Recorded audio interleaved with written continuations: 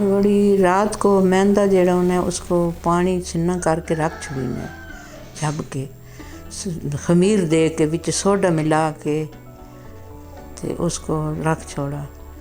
सवेले उठ के उसने बिच और पानी मिलाया, पानी मिला के मिसाले पाए, मरचां, नमक, साबते धनिया, चिट्टा ज़ीरा ये मिला के ते उसको हल करके ते उसको आग ने उत्ते चढ़ाया मैंने।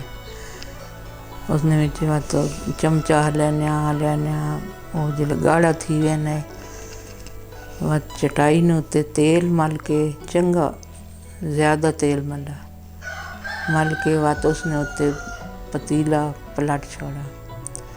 हाथ एक मुंगरी खिन के उसने तो सारा चटाई को उत्ते खिंडा छोड़ा, उसको पतला करके खिंडाया। वह तो धुप्पन ते सुकनियां खुद ब खुद चटाई तो पट्टियां आनियां पटी वैनियां। वह तो उनको अफतारी ने टाइम ते या जेड़े टाइम ते ही तल सकने हो। खास कर रोज़ियां ते ये बहुत अच्छी चीज़ है, मैदे वास्ते ना नुकसान देनी है, घर नहीं खालिस चीज़ बनी हुई है, कोई नुकसान नहीं देनी है, मैदे वास्ते अच्छी चीज़ है। पूरा साल ही खादी वैनी है, कारोबार है कल बाग घर बड़ियां आला, खास कर रोज़े ही ज़्यादा है। बना के विचेने पहन लो।